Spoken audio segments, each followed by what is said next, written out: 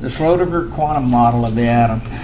This is the current philosophy and concept of what we know the atom is and what it does and what it looks like as far as the scientific principles and theories. Developing the Schrodinger model depends on a lot more math in this, it's way beyond the scope of the course, okay? But what we're going to focus on in here is where the model came from, just a little bit of historical sketch, and how to use the conclusions of the Schrodinger model called quantum numbers.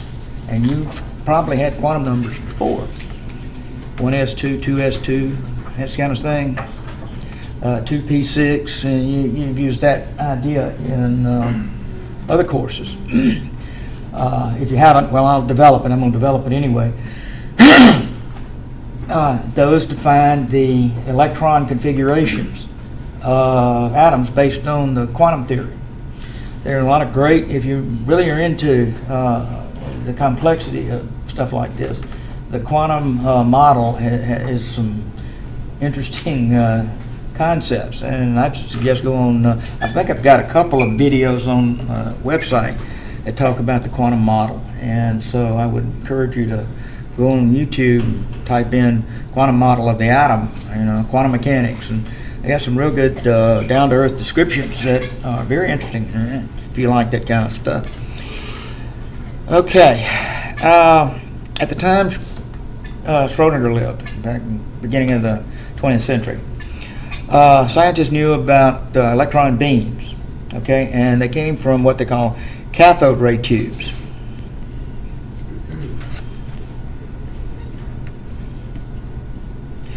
And this is an evacuated tube.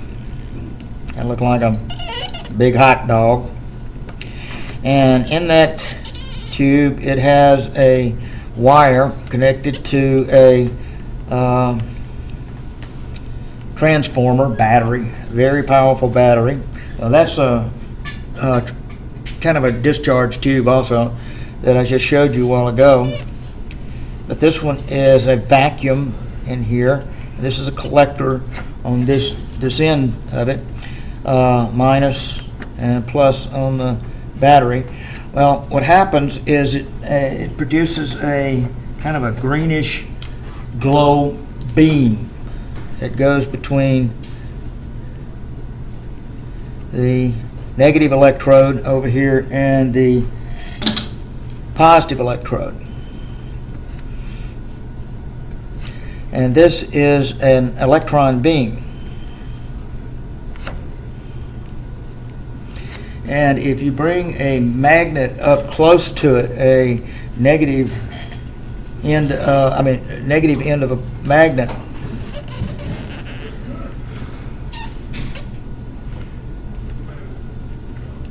well, let's put it on the other end, minus end of a magnet, it will cause it to repel. And what you'd see is the electron beam would be deflected away from it. And if you put that same beam against a positive,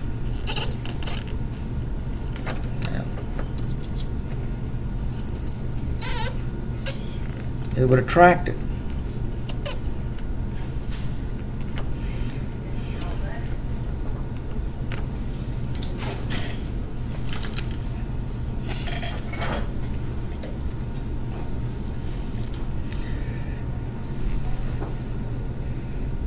It would show it bending toward, indicating the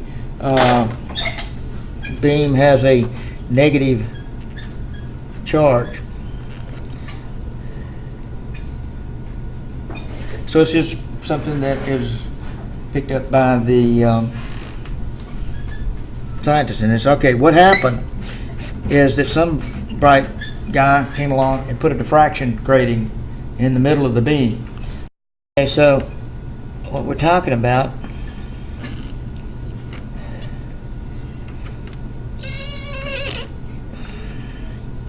right in here is a diffraction grating. Now, if you don't know what a diffraction grating is, it's a piece of glass with about 30,000 lines per inch, something like that.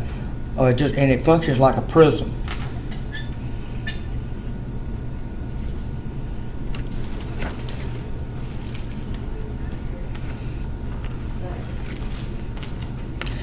Now, what happened is when they sent this beam through the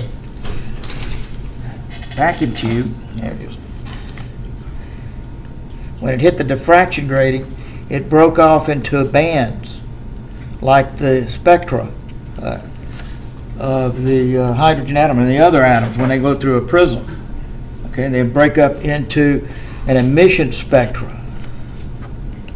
At the time, scientists only knew that light would break up into bands like the bright line spectrum when passed through a prism.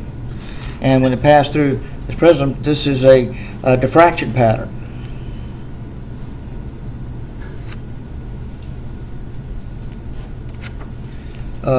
Electron beam. Now, again, they only thought that light would do that. Now, here's a material item, an electron, like shooting a bunch of BBs at a diffraction grating, and all of a sudden it spreads out into a diffraction pattern. What that led to was what we call the wave particle duality of the electron.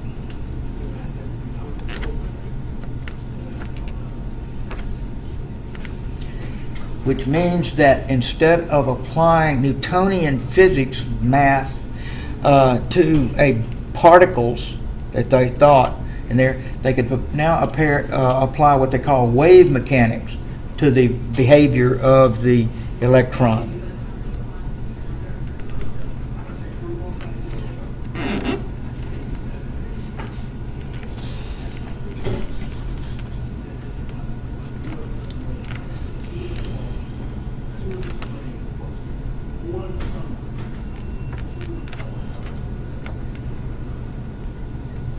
Now, when we talk about mechanics in science, we're talking about a mathematical model that is used, or a mathematical principle that's applied to whatever concept you are dealing with. In this case, it's an electron beam diffraction pattern and the energies associated with that diffraction pattern. We're not going into that.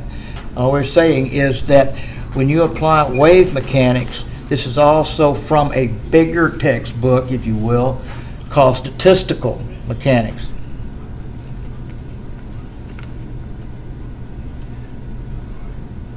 Or statistical mathematics of waves, probabilities, concepts.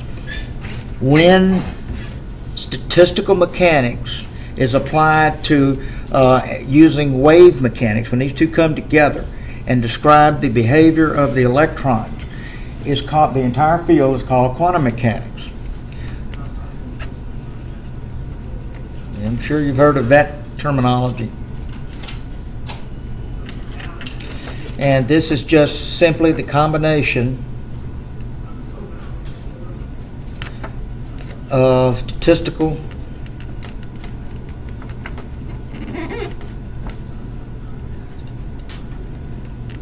mechanics and wave mechanics applied to electron behavior. Some nasty math in this thing, I'm telling you. It really kind of fills up a page real quick. We're not going to worry with that. But I did want you to understand fundamentally how the idea of quantum mechanics kind of grew out of the overall idea of mathematics and how it's applied today. Well, quantum mechanics describes the behavior of the electron in terms of probabilities.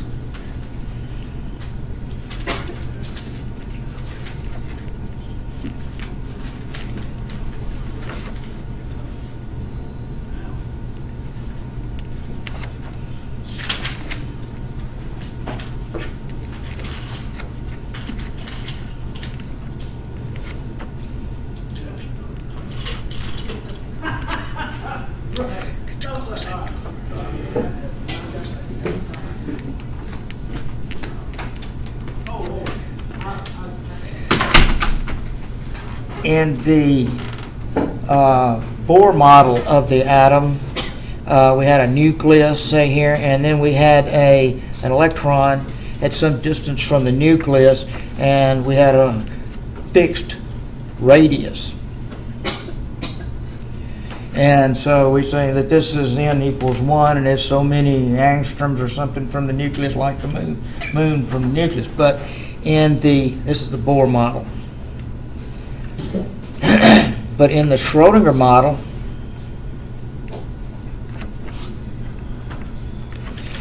what they implied is that, well, this distance, this radius right here for the first energy level, is the most probable location of the electron. And so it has the higher electron density right across here in this. But the electron's also located in here also, as well as out here somewhere. But this ring right here, or this sphere, if you can visualize what I'm telling you, is the most probable location of the electron relative to the nucleus, which is in the crosshairs there. Okay? And so that's what it ultimately leads to, is to defining the most probable location of the electron. It also defines how that electron's moving about the nucleus. Also defines the shape and orientation and the spin of the electron.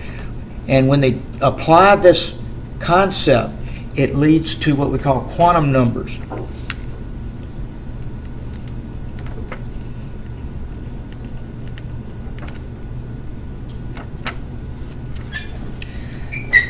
Quantum numbers are values that describe the behavior of the electron in terms of 4 quantum numbers. I might as well just go straight into that. Principal,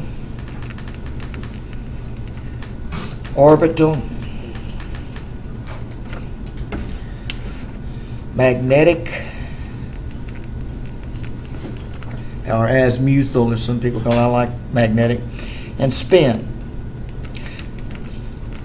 Quantum numbers.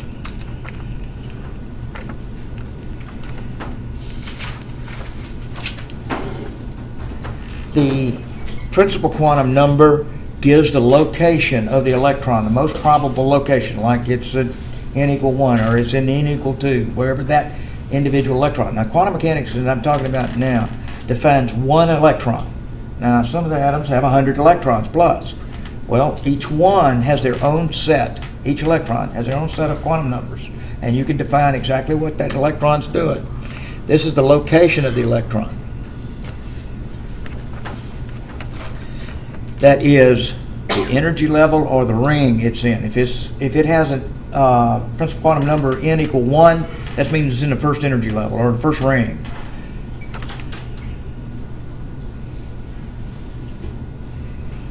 Or the ring, if you put ring on that.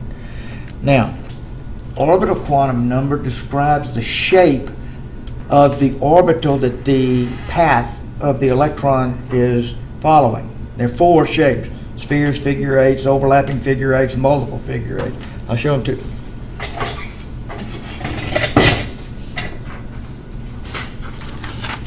Quantum mechanics comes up with that.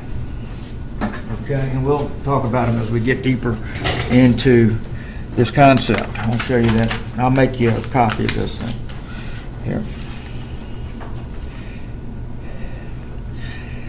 So this is the shape quantum number. Now you got to learn these as I give them to you. Okay, the location. I forgot that symbol for the location is that. The shape quantum number is L, NL. Okay, so you got 2 quantum numbers. The magnetic quantum number is orientation. That is your 3-dimensional orientation, like in S, P, D, and F. S only has 1 orientation. P orbitals have 3. D orbitals has 5. F orbitals have 7. You may have remembered that from earlier courses, but we'll develop it as we go along. So this is orientation of the orbitals, and that is a symbol M. And the spin, of course, is the rotation. There are only two rotations, clockwise and counterclockwise. And it's m sub s like that. Every electron has its own set of quantum numbers, or you might say it's called the Pauli exclusion principle.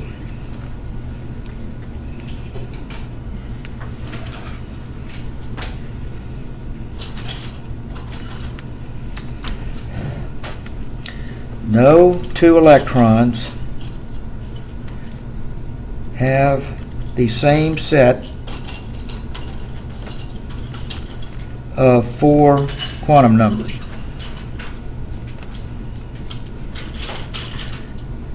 What's the significance of each electron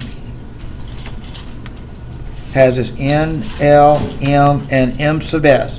Now 3 might be the same, but the MS is spinning the opposite direction or something like that. And you'll see it when we develop it. And I get that. The significance is that if this is called an energy window of each electron. And you think about some of the atoms having 100 electrons buzzing around like bees around a beehive. They do not run into one another because each electron has its own energy window.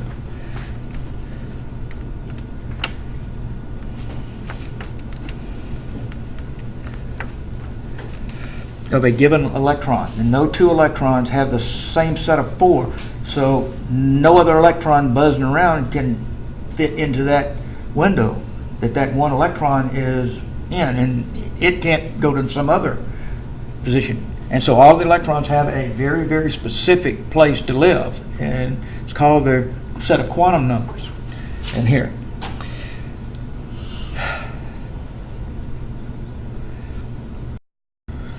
so if you're talking about the shape of whatever the orbital is, whatever that electron's doing, it can possibly spin out a sphere.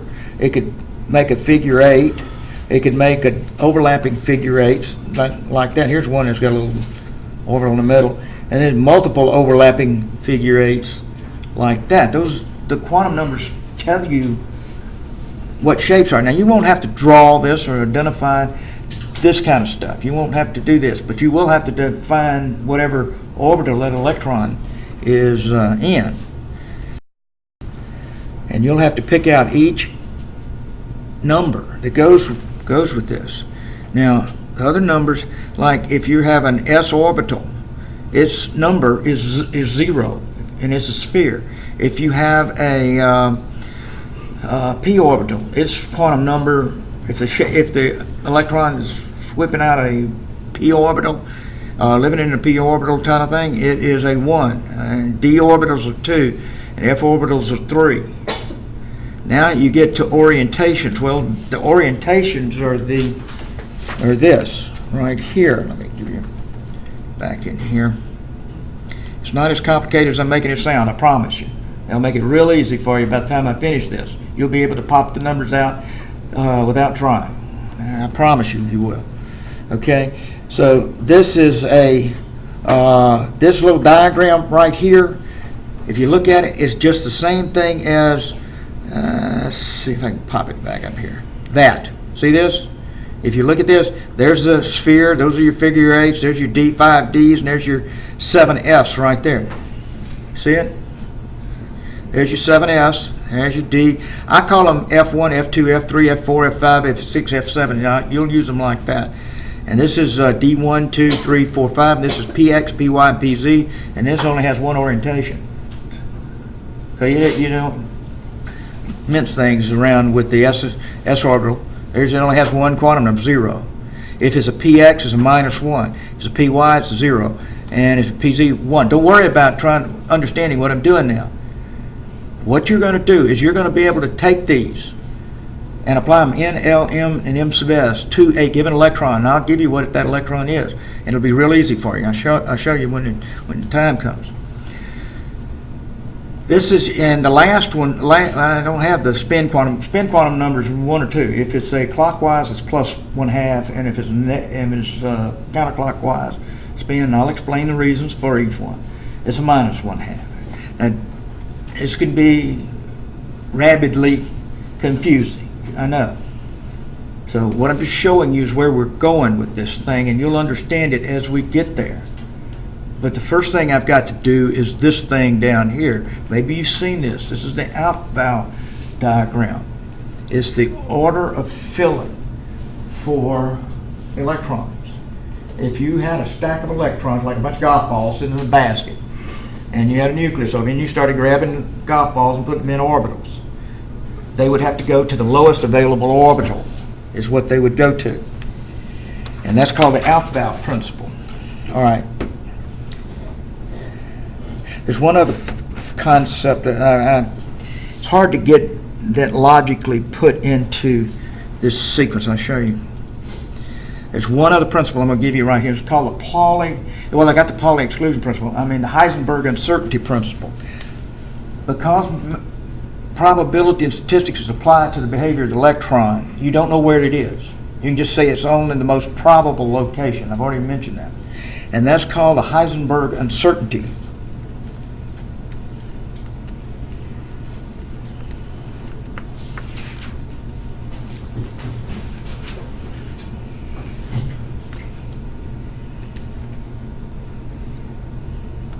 Which simply states the location of the electron cannot be defined with certainty.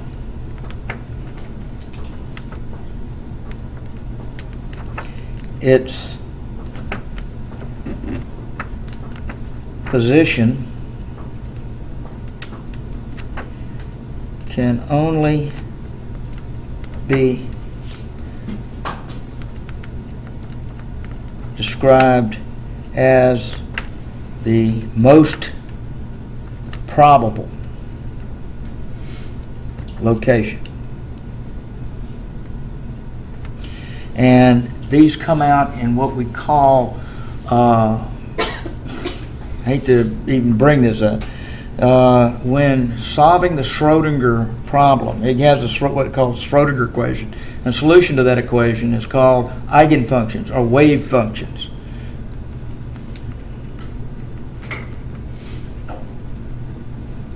And this is simply the solution to Schrodinger equation.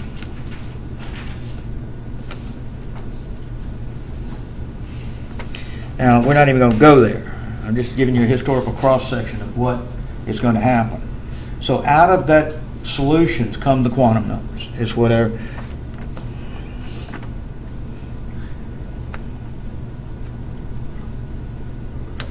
And so it leads up to that. Now, for you to be able to do this comfortably, if I went into it right now, it'd take us 3 weeks to get you in a position where you could do it. But if I go to the Aufbau diagram first, and show you how to draw electron configurations. From there on, it's real easy, I promise you. Okay.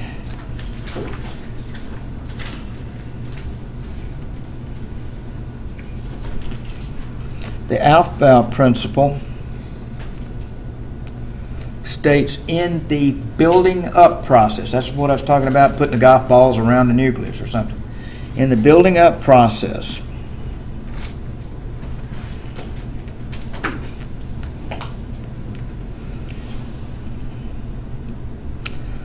of electrons entering orbitals. The electron enters at the lowest available energy level.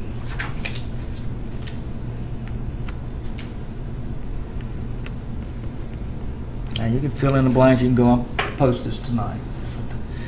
Okay, it will be in the lowest energy, and so we can construct what is called the Aufbau diagram off of this principle.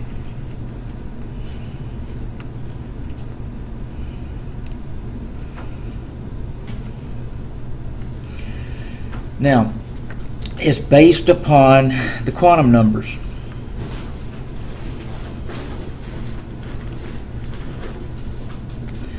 There are 4 quantum numbers. Start with the principal, P-O-M-S, pom-poms, like cheerleader pom-poms, P-O-M-S, okay?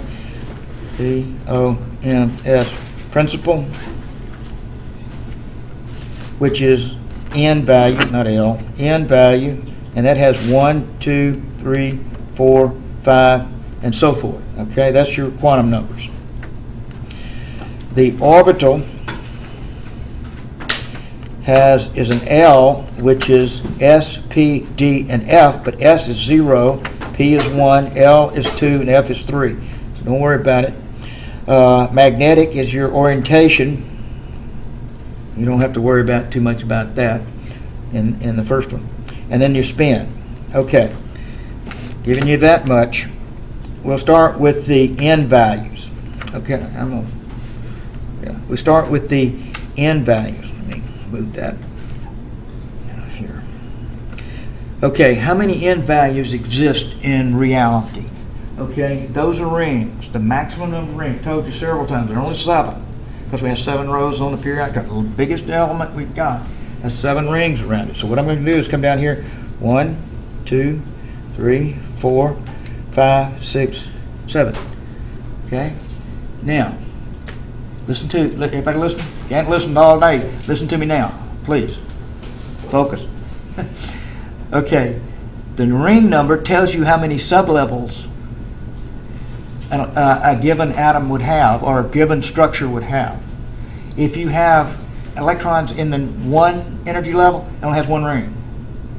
If you have elements with an N equal 2, in other words, it has 2 rings. All elements in 2 rings have up to 2 sublevels. All right, and elements with 3 rings have 3 sublevels. Elements in the 4th ring have 4 sublevels, and we don't know about anything beyond the F level. It's hypothetical, theoretical. Okay, so the first principle, the orbital, is your S, P, D, and F. This one has 1 orbital sublevel. This one has 2 sublevels. Elements with an N equal 2. That's everything in row 2 up there.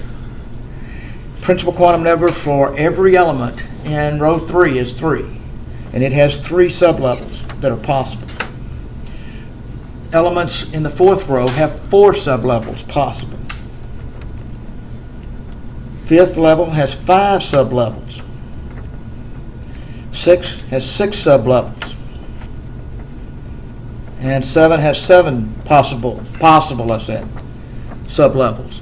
Well, these sublevels are identified as S, P, D, and F. So everything here under 1, this has a 1s orbital. This has 2s, 3s, s, all the way down. Okay, like that. And then elements which pick up in the 2nd row will have both an S and a P. 2p, 3p, 4, 5, 6, 7, if you've got them. P orbitals system. Then if you get to the 3rd row, they're going to have one more possibility. They just got space. They may not be using it, but they have available. And so that's a d orbital. SPD, all of them have d orbitals. Now some of these haven't been discovered yet. 4, 5, 6, 7. And then the largest orbitals we know of, and we've already shown you that, are the f orbitals. And so we have an f orbital down here. And actually you only have 2. I'll show you 4 and 5 f's. You don't have any 6 and 7 f's. So that's 4 and 5, and you got 6 and 7. Actually, you don't have a 7d, is it? Okay.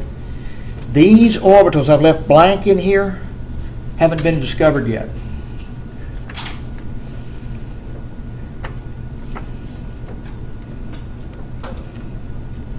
Okay, now if you want to write out what we call electron configurations of elements, it will show you the order of filling.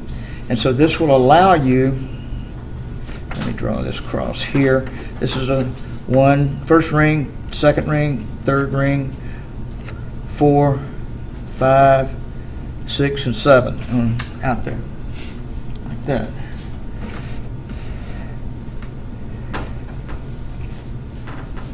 if you wanted to draw in the number of electrons or the order of orbitals, you would follow this diagram. Now, see, the first electrons would go in the 1s. It's the lowest energy level. Then you come back up parallel to that arrow, and it goes into the 2s. Then back up parallel to the 2p 3s. Like that, back up parallel 3p 4s. And then you come back up here 3d 4p 5s. Back up 4d 5 6s. Back up parallel F right through here. And it goes back up here 5f 6 7p if we got it. I don't think we got a 7p. It goes back up and goes through the rest of them just like that, like I've shown you. Now this starts at the low energy end to a higher energy placement of the electrons. That's all it means. Now that's the largest. we get tired. But anyway, all right. Got 2 minutes and I can make this all happen. In these symbologies, s orbital can hold a maximum of 2 electrons. The p orbitals can hold a maximum of 6 electrons. The d orbital can hold a maximum of 10 electrons, and the f orbital can hold 14 electrons. So if I went and put the electrons in, they put them in superscript. 2, 2, 6. That should be, I've missed my 3s. I need a 3s, 3p, 2, 6, 2. Now here, 4s2, and then we jump into the d orbital. So it's 10, and then 6, and 2, 10, 6, 2, 14. Now we're in the f orbitals, 10, 6, 2, 14, 10, and 6. That's the biggest element, and with it is electrons in it. If you wanted to write, you won't do all of this. What you do is you try to write out the electron configuration of a given element, like oxygen. How many electrons in oxygen on that periodic table? 8 in the neutral element. So what you do is you count out superscripts 1, 2, 3, 4, 5, 6, 7, 8. So we'll cut it off right here and write the oxygen, and we'll put it in a bracket like that, is equal to a 1s2, 2s2, 2p4. There's your oxygen. If you're looking for neon, you look on the periodic chart and you find neon wherever it is. It's number 10. So you come out here 2, 4, 6 is 10. So it's a 1s2, 2s2, 2p6 there, and you stop. So whatever element's up there, whatever the atomic number is, you count out the number of electrons, and you write after that much, cut the rest of it off. Now you've got an electron configuration for whatever element on that periodic table you want to write. And all you got to do is follow this diagram. The diagram will be on the reference table. Now I hope that you understood pretty much how I put that together. That's based on quantum numbers. But I will post it on the reference page for you to use on exams. We'll pick up here next time, and I'll show you all about all the other little secrets of the universe. Y'all have a good day and be safe. I need all the students I can get.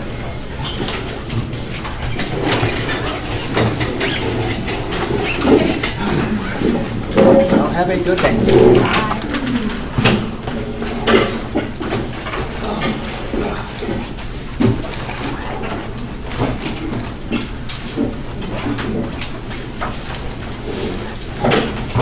Catch up on me. Find the if you need anything, let me know. Okay. Oh,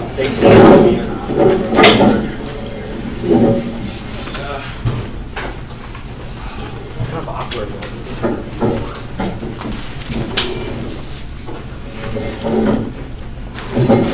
Marcus can't do this all day like this. Have a good day.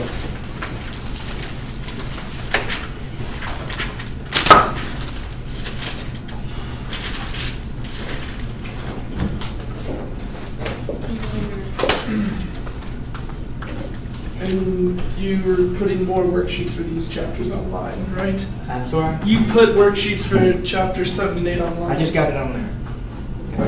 on that. Yeah, I probably need to make a lecture before you can do them all. And you look up the ones on 4. I got some, I don't know if I put any on 4 model, too many, but I'll check, make sure. Those are classic calculations, just learn how to do them as I get them. And that's not going to be, you're not going to have, well, I might give you, everything I showed you was visible transitions at NO2. Infrared, I might ask you to calculate a wavelength for a 5 to 3 transition or something like that. Just dig it in the equation. But the Bohr model, kind of a rubber stamp type topic. Once you say, okay, this is what it does, and this is the equations it says it, you're through. All right, and this Wednesday's quiz will be over this. Yeah, I'll probably mix it up a little.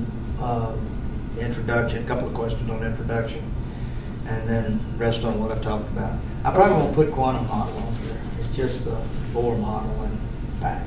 Okay. Yeah, because I'm not through developing this. And the practice exam is still a really good resource for. Yeah.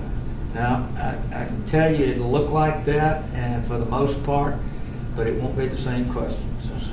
Okay. The same type Same of questions. level type of questions. Yes.